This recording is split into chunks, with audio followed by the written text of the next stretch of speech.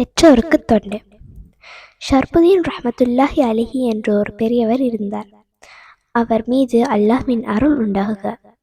அவர் தம் தாய் தந்தைக்கு மிகவும் மதிப்பும் கண்ணியமும் அளித்து வந்தார். எப்போதும் அவர் தாய் தந்தையர் ஆணைக்கு கீழ்ப்படிந்து நடப்பார். அவர்களுக்கு பணிவிடை செய்ய எப்போதும் காத்திருப்பார்.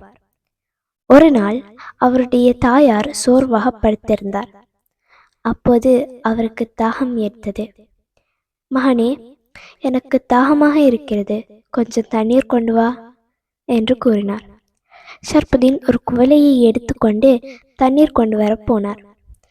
பானையிலிருந்து நீர் மொண்டு கொண்டு வந்தார். அதற்குள் தாயார் உறங்கிவிட்டார்.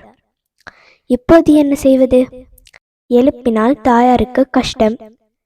ஆகையால் எழுப்ப விரும்பவில்லை. தண்ணீர் குவளையை கையில் ஏந்திய வண்ணம் அங்கேயே நின்றார். தாயார் எப்போது கண் விழிப்பாரோ, எப்போது தண்ணீர் கேட்பாரோ, கேட்டவுடன் தண்ணீர் கொடுக்க காத்து நின்றார். இவ்வாறே இரவின் பெரும் பகுதி கழிந்துவிட்டது. அவர் குவளையை ஏந்தியபடி நின்று கொண்டே இருந்தார். தாயார் கண் விழித்தார். மகன் தண்ணீர் குவளையுடன் நின்று கொண்டிருப்பதை கண்டார். மகனே, நீ அப்போதிருந்தே இப்படி நின்று கொண்டிருக்கிறாயா என கேட்டார். ஆமம்மா, நீங்கள் கண் விழித்தவுடன் தண்ணீர் கொடுப்பதற்காக காத்து கொண்டிருக்கிறேன் என்று ஷர்புதீன் பணிவுடன் தெரிவித்தார்.